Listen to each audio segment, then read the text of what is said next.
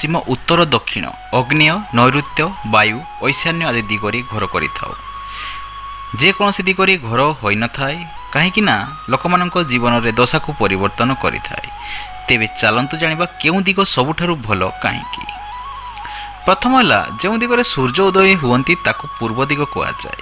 ପୂର୍ବ ଦିଗରେ ପୂର୍ବମୁଖକୁ ଘର କରିଲେ ଆମେ ସୂର୍ଯ୍ୟ କିରଣର ତାଜା କିରଣ ପାଇଥାଉ। ଅନେକ ଲୋକମାନଙ୍କର ପୂର୍ବମୁଖୀ ଘର ହୋଇଥାଏ କିନ୍ତୁ କ'ଣ ସମସ୍ତେ ସୁଖରେ ରହିଥାନ୍ତି? ସୂର୍ଯ୍ୟ ଦିନରେ ଘଣ୍ଟା 12ଟା ପରେ ଅଗ୍ନେୟ କୋଣରୁ ଦକ୍ଷିଣ ଦିଗକୁ ଚାଲିଯାଆନ୍ତି। ଦିନ ଘଣ୍ଟା 11ଟା ପୂର୍ବରୁ ସୂର୍ଯ୍ୟଙ୍କ କିରଣରେ ଭିଟାମିନ୍ ଡି ପ୍ରଚୁର ମାତ୍ରାରେ ଥାଏ। ଏହା ଜାଣିବା ଜରୁରୀ ଯେ ଉତ୍ତର ଦିଗ ସକାରାତ୍ମକ ଉର୍ଜା ଥଣ୍ଡା ପବନ ଦେଇଥାଏ।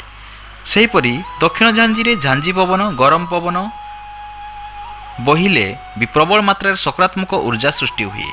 ତେଣୁ ଆପଣଙ୍କ ଘରର ମୁଖ୍ୟ କବାଟ ଝରକା କେଉଁ ଦିଗକୁ କରିବେ ତାହା ଚିନ୍ତା